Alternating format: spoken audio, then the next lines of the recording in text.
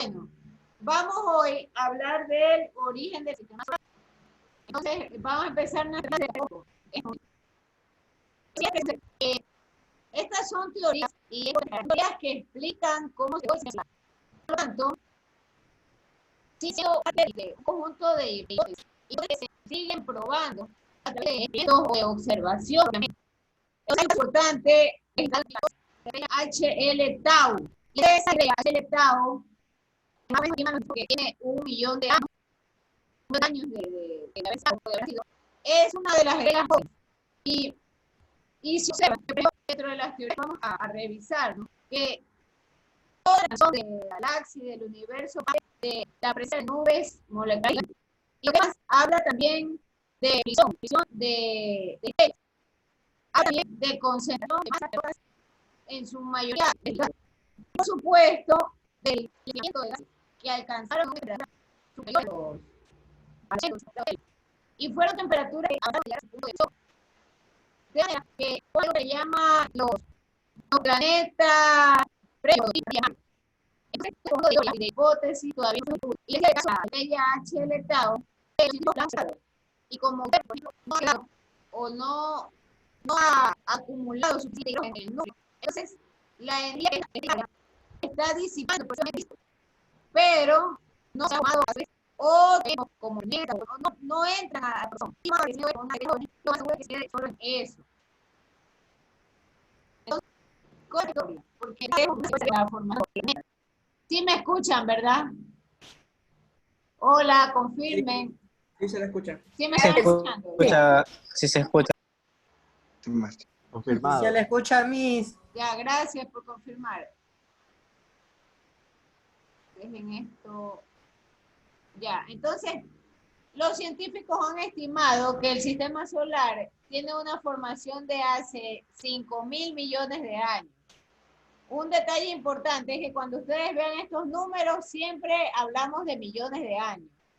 Nunca nos vamos a referir a tiempos menores. Entonces, todo empieza con una nube gigante molecular de polvo y de gas. Esto alguien puede de repente preguntarse, ¿no? ¿Y esto qué tiene que ver con la geoquímica? ¿Y por qué tenemos que ver estas cosas que más le corresponden a las ciencias astronómicas, a la ciencia físico-astronómico, ¿no? Pero es el origen o la explicación que dan los científicos de la presencia de elementos químicos y de cómo también se desarrollaron o cómo también los encontramos presentes en la Tierra y en el planeta solar. Entonces, por ejemplo, se nos habla de el término acreción, que es justamente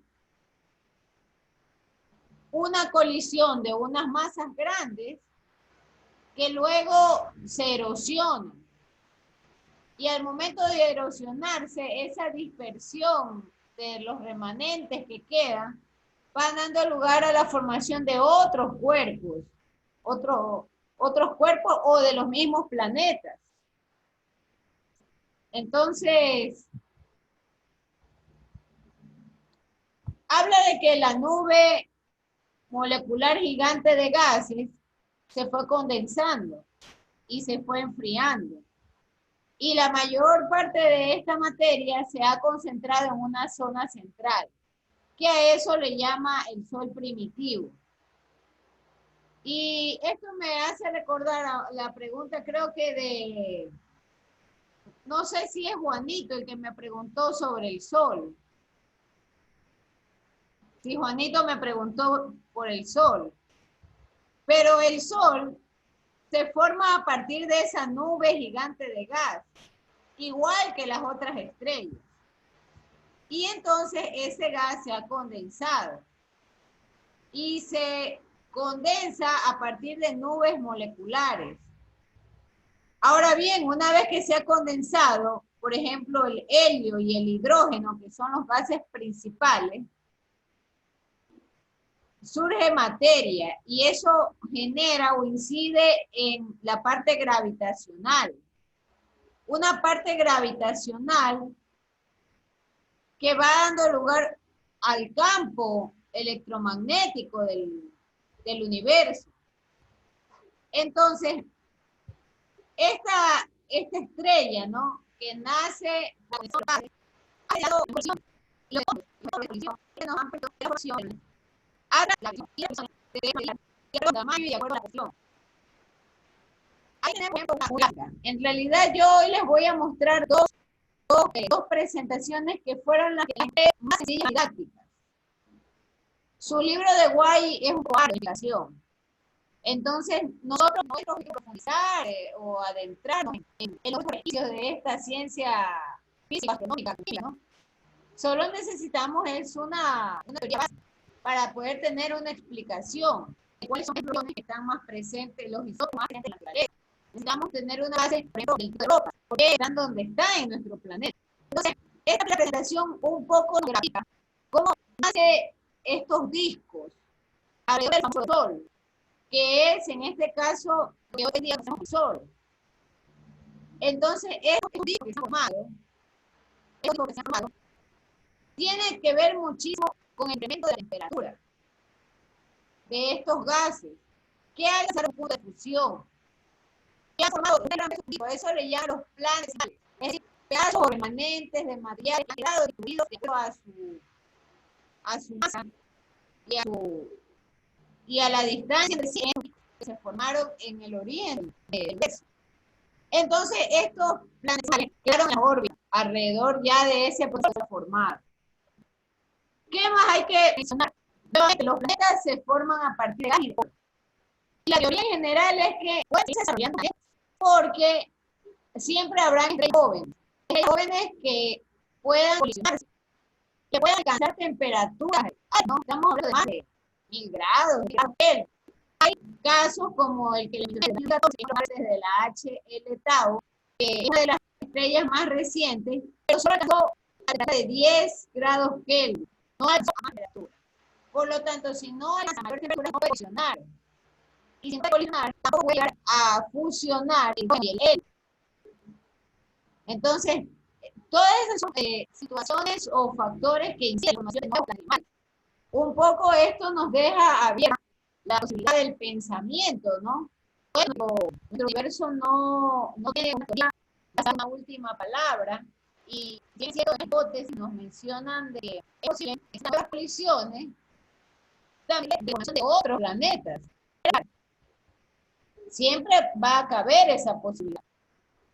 Entonces, hay una hipótesis nebular.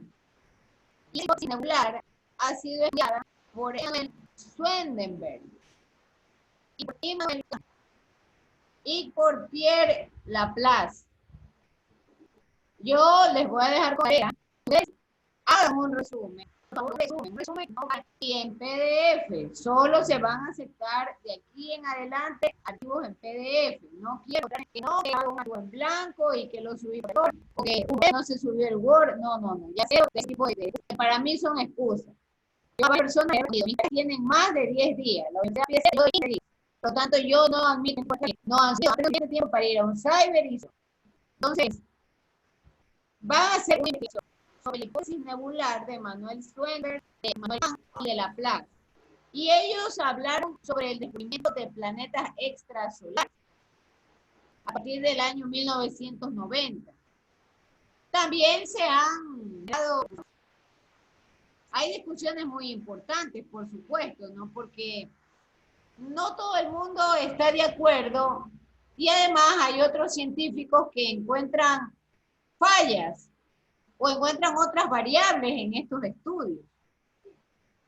Entonces, se habla en estas hipótesis nebulares, se menciona que se aplanó todo esto que ustedes ven en la figurita, que es el disco. Y aplanándose esto, la mayor parte del material que colapsó se quedó en el centro, dando lugar a la formación del Sol. Y luego el resto aparece como protoplanetarios. Así le llaman, protoplanetarios. Alguien va a decir, bueno, ¿y por qué se llaman protoplanetarios y no planetas directamente? Porque recuerda que en esta teoría juega mucho el enfriamiento de los gases. Y al momento de enfriar los gases, estamos mencionando que este material que quedó disperso aún está sujeto a altas temperaturas. Entonces, por eso le llama el término de protoplanetario. Y por supuesto, del protoplanetario, ahí sí viene la formación de los planetas. El planeta, los meteoritos, los asteroides y otros cuerpos celestes. Les voy a escribir los isótopos más abundantes que hay en todo el sistema solar.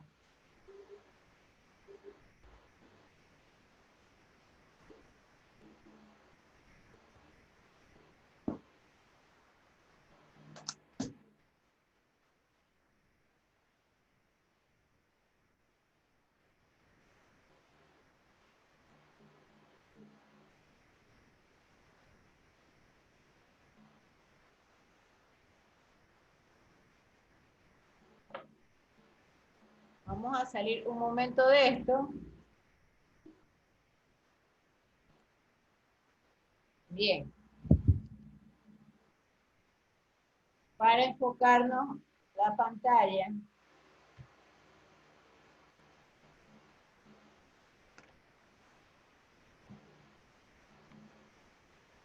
Entonces tenemos al hidrógeno. Estamos hablando de los isótopos. Los isótopos más abundantes.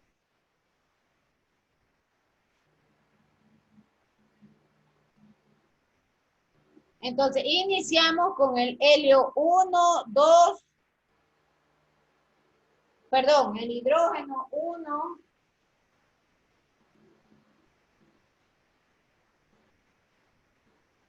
el hidrógeno 2, el helio 4, helio 3 y helio 4.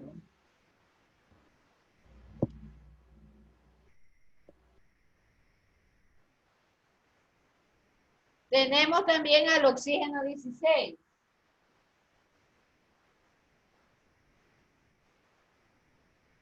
Tenemos al carbono 12.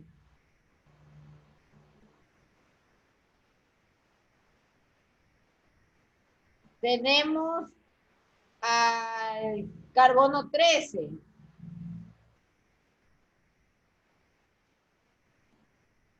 Tenemos también al neón 20 y al neón 22.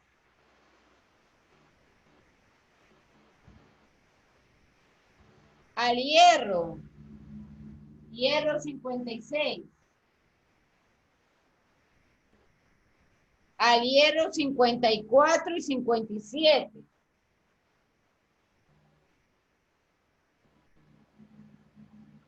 Bueno, igual esto va a quedar en la grabación.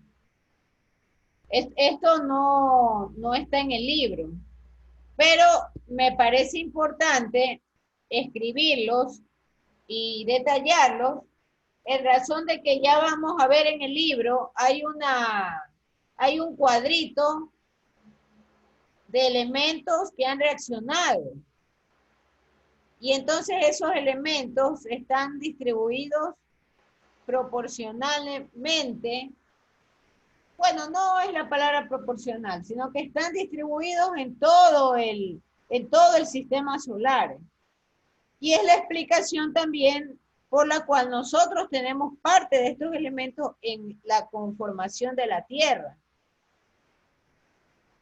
Tenemos el níquel y el silicio. Níquel 14 y silicio 28. Níquel 14, silicio 28. Níquel 14, silicio 28, silicio 29 y 30.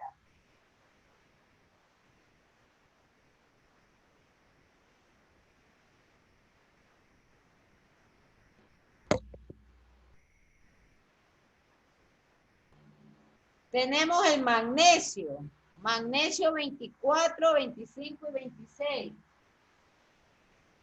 Magnesio 24, magnesio 25 y magnesio 26. Tenemos hierro, tenemos el magnesio, el azufre 32 y el argón 36. Azufre 32, el argón 36.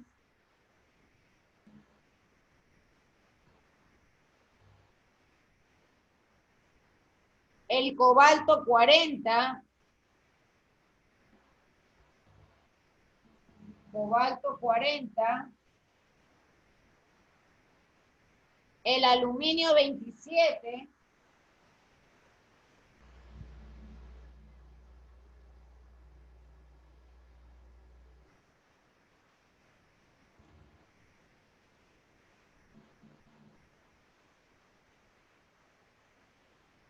El aluminio 27. El níquel 58.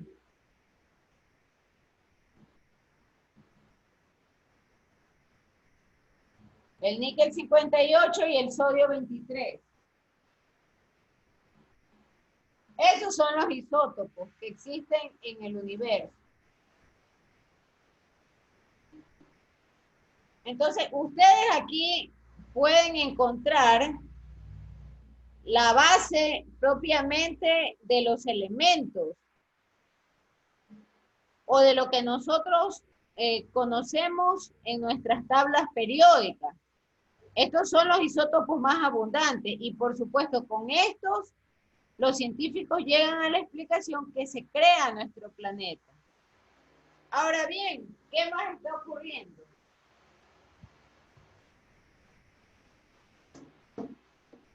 Y vamos a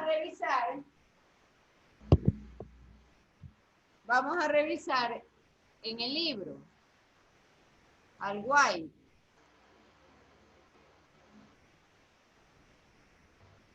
¿Qué hay en el White? En el White hay una tabla que le relaciona la temperatura en función de las distancias. Todas estas tablas que ustedes ven tienen que ver con esa medida AU. ¿Qué es el AU? El AU es la unidad astronómica que nuestros científicos, nuestros técnicos definen que el planeta XY está distante con respecto a la Tierra y al Sol. Es una relación, pero siempre vamos a aparecer nosotros como un punto referencial para estas mediciones. Entonces, el AU es un valor que lo cuantifican en 1.49 por 10 a la 8 kilómetros. Ese es el patrón, si usted lo quiere ver. El patrón de esa unidad. Entonces, todas las distancias entre planetas, entre cuerpos celestes, los evalúan con el AU. Y por supuesto, uno de los investigadores de la nebulosa solar fue Alan Boss. Y Alan Boss en el año 90 encuentra a qué temperaturas están los planetas o qué temperatura, el rango de temperatura en que varían. Ahora recuerden que nadie ha ido específicamente a medir, lo hacen es a través de sondas espaciales. Por lo tanto, sigo insistiendo en que todos estos valores o todas estas tablas son aproximaciones técnicas, científicas. Con respecto a los elementos,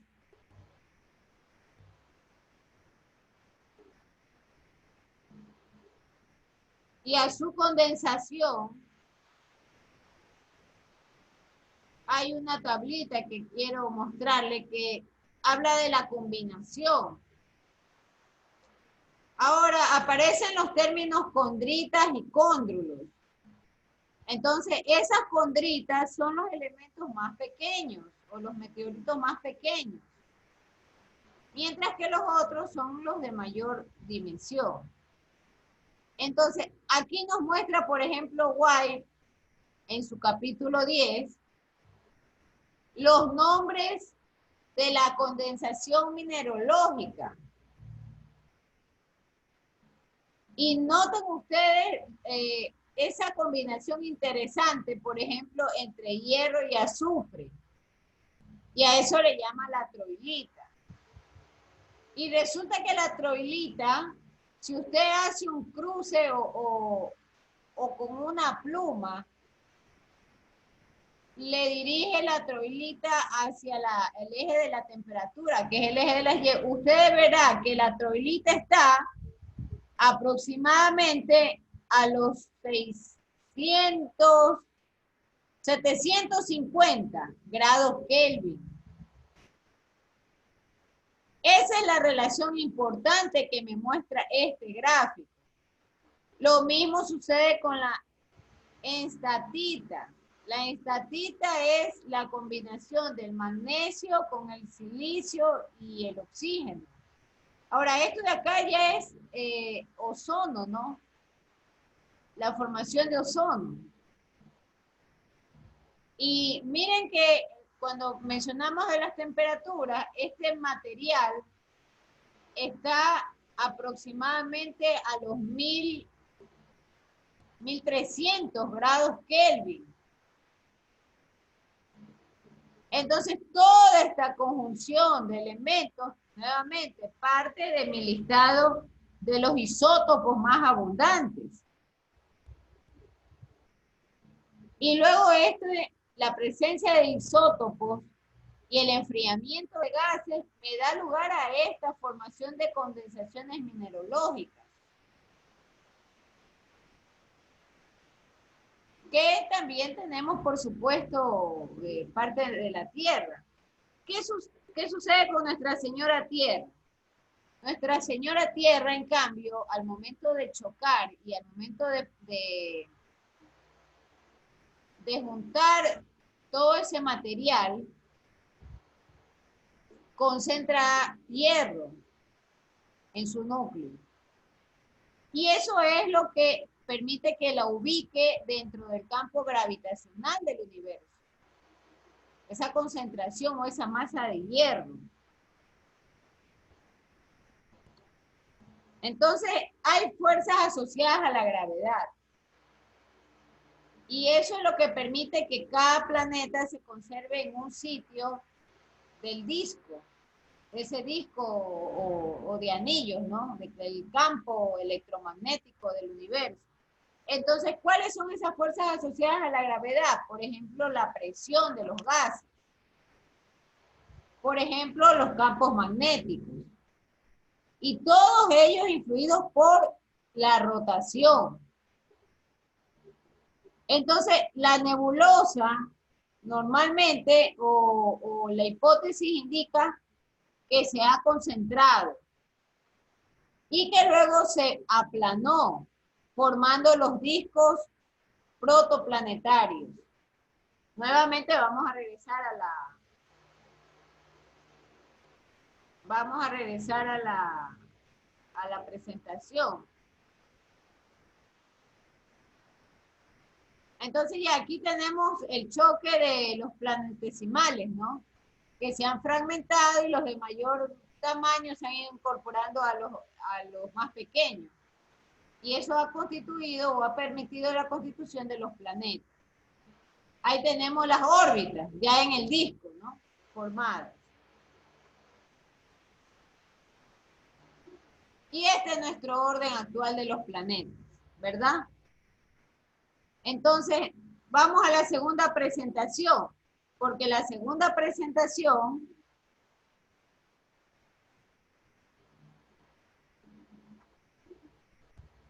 a ver, no la tenemos por aquí.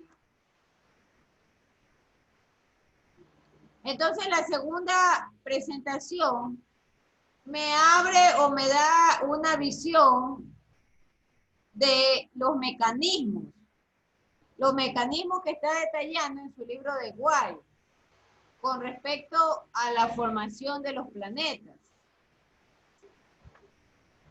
Y se habla de que hay un primer mecanismo en donde existe una onda de choque. Y esa onda de choque fue generada justamente por la explosión de una supernova. Y una vez que se genera la onda, se propaga esa onda.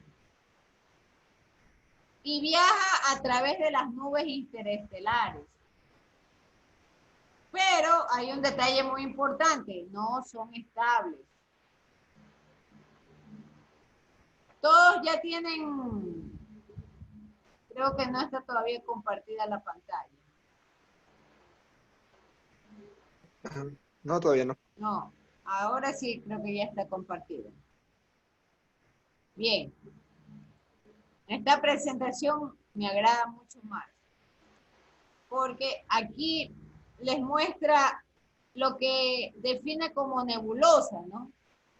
Y entonces actualmente nosotros, si nos dedicásemos más al tema de la astronomía, al tema del estudio, el estudio detallado de lo que es el cosmos, ¿no? La cosmología, vamos a ver ejemplos de nebulosas. Entonces, estas nubes de gas con polvo, por ejemplo, tienen ya nombres, como la nebulosa de la cabeza del caballo, está la nebulosa, o en realidad la que yo, la de la hormiga, o sea, y es el camino de nuestro solar. Entonces, estos fueron hablamos de los estudiosos del tema, llegan a que esta nebulosa es muy claro. Bueno, esta es la formación del Sol, pero menciona que el segundo mecanismo, estas nubes interestelares, es la densidad de la zona. Entonces, estos discos van de unos brazos espirales galácticos. En otros términos, los interestelares o los no son los radios de distancia, desde el centro al anillo. Más adelante, como la entonces, esa ubicación o esas distancias, ellos son las jóvenes. Y por eso las jóvenes son ahora, recuerden que el tema del también son matemáticos, en donde se evalúa todo, por ejemplo, el campo gravitatorio, se evalúa la densidad de las masas, se habla también de la evaluación de la propia gravedad. Entonces, las órbitas galácticas de las estrellas y de las nubes, según la hipótesis nebular, fueron sacados de estos brazos. Y han salido de manera tal que es una respuesta a la onda gravitatoria de atracción. Porque finalmente ya formado el Sol, ya se ejerce, y eso lo conocemos hasta por las leyes de la física, ¿no? Hay una fuerza de atracción. Entonces, el campo gravitatorio es la fuerza de atracción que existe entre cada uno de los planetas ya creados, ya formados, y el Sol, que es el centro.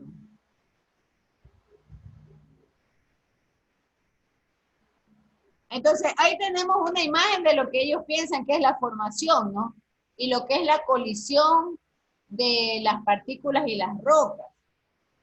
Y entonces, a altas temperaturas, ese material gaseoso empieza a fusionarse. Pero, en el momento en que hay un choque, también hay erosión o hay un desgaste del material. Y a ese proceso o a esta situación le llama la acreción.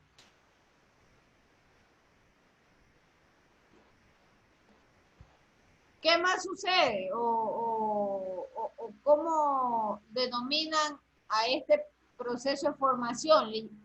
Cuando nosotros nos referimos a la Tierra, hablamos de que nosotros tenemos una alta concentración de hierro en el núcleo. Entonces, nuestro planeta también sufrió un colapso, también una colisión. Esto se llama científicos como catástrofe.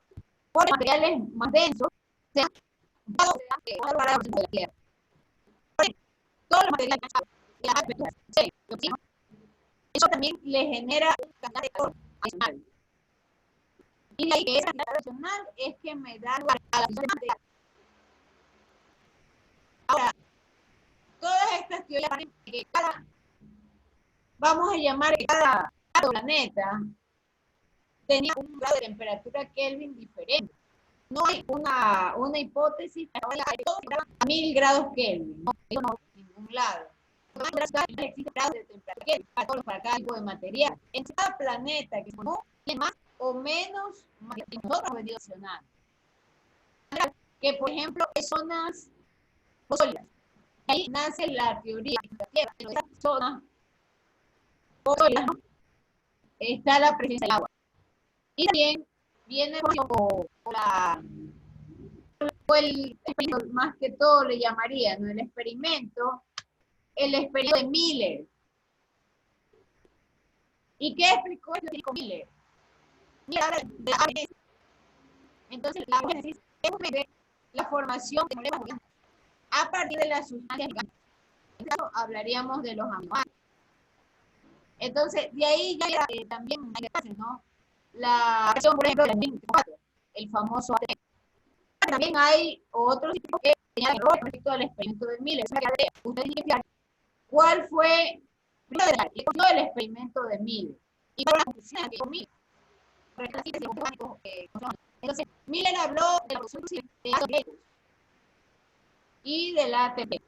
Todo eso ya se nos hace optar en lo que hoy conocemos como el ADN. Pero están asociados también a que nuestro planeta, por ejemplo, no tuvo una fluidificación de silicona. Y como es algo no fluidificado, esto me da la acción de la formación de nosotros. Ahí sí, con gusto conversamos. Las colisiones, ¿no? Por ejemplo, la hipótesis nebular. Dice, bueno, pero si nebular ya está creado, ordenado en función de un campo electromagnético, en función de la fiesta, pues todo eso se lo reciente. Pueden haber colisiones y a su vez generar otros procesos, pero colisiones tan grandes como la que generó al inicio, hace 1000 años, de que nuestro planeta se ha creado desde hace 4000, leía yo, hace 400 millones de años. Hay otros igual, el libro de química habla de 400 millones de años. Entonces, hablan de que esa colisión es importante ya en estos últimos tiempos, o en estos últimos rangos, ya no se generan. Sin embargo, no las descartan. Y sin embargo, como se mencionó, HL Tau, cuando era joven, la observación. Porque si la estrella regla temperaturas a los 100 grados, era posible que ella tomase unos pequeños discos, ¿no? Puede llamar protoplanetas, ¿no? Esto les mencionaba, ¿no? El caso de nuestro planeta.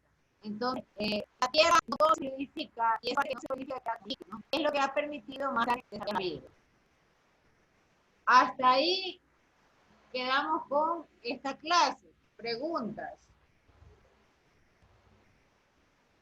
Preguntas, señores, antes de finalizar. Sí, los deberes que están mandando ya quedarían para el segundo parcial, ¿verdad? No tenemos que acabarlos ahora. Por supuesto, mi estimado Moisés, por supuesto. Hasta una preguntita, esas diapositivas sí nos las puede facilitar.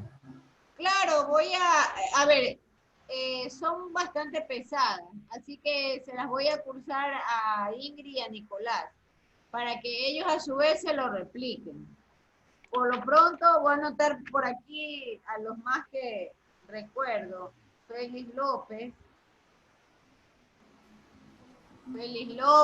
Alina, es Alina Vera, ¿no? Alina Vera Vidal.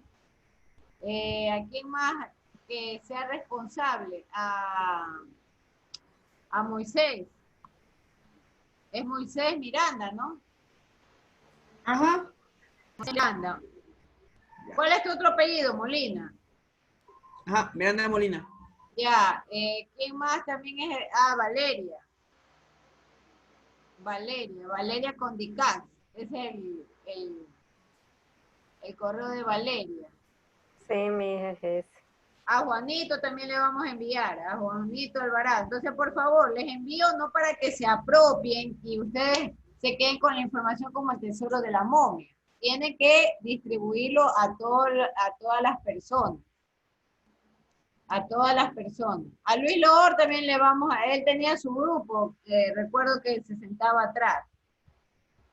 Me imagino que no se debe haber peleado con su gallada. No, no, siempre unido.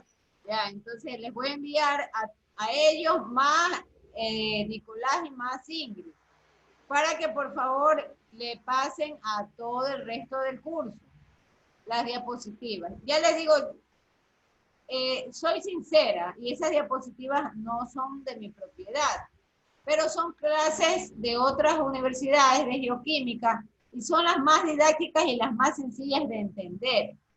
Porque el libro de Guay es bastante denso con respecto a estas explicaciones. Y por supuesto, la clase queda grabada para que ustedes la puedan revisar. Porque dentro de la lectura densa del Guay está así lo de los mecanismos, pero lo explican inclusive con gradientes de temperatura y con gradientes de presión. Entonces, y con los logaritmos, por supuesto, ¿no? Que son los modelos matemáticos que responden a estas parábolas y a la ubicación de los planetas. Bien, no sé... Ángel, si me la pueden enviar a mi correo también, disculpe. Doña Tere, sí, está bien. Está bien. Ya, está bien, está bien. Bien, entonces ahora sí, por favor, prendamos las cámaras para yo tomar la foto. La foto de la clase, por favor, enciendan las cámaras.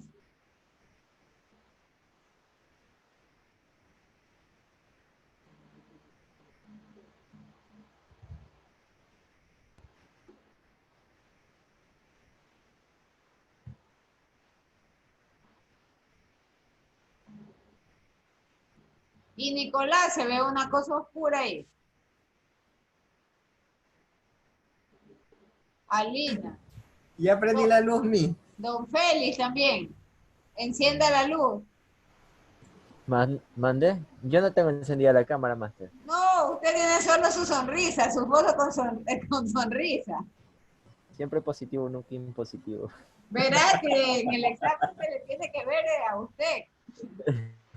Sí, ya en el examen voy a Ya hacer tienen que arreglar no, ese la melena. problema. Así es. Ya déjeme tomar la foto de esto.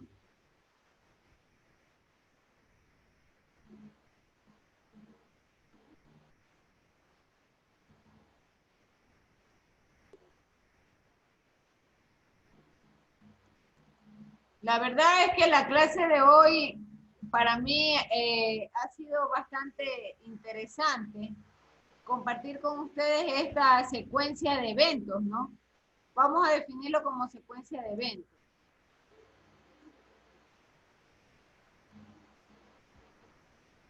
Y son secuencias de eventos que nos ayudan también un poco a comprender cómo es que los elementos de la tabla periódica aparecen. Y los tenemos acá en la Tierra.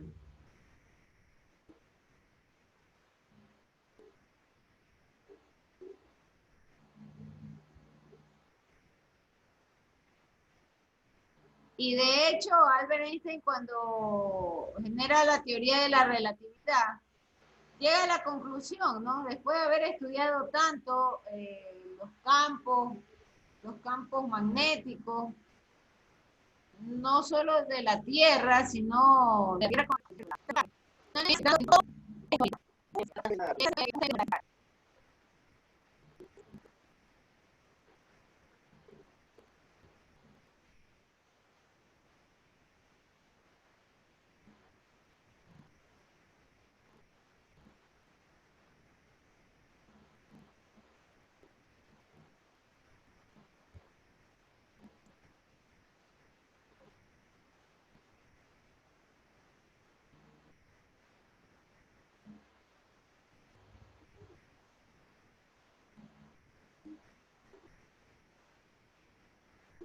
Bien, muchas gracias y está tomada y buena suerte en sus exámenes, ¿no? Que les vaya bien, asegúrense de las conexiones y de las cámaras. Gracias, Miss. Que les vaya bien, suerte en esos exámenes. Muchas gracias, Miss. Hasta Buenas jueves, Miss. noches.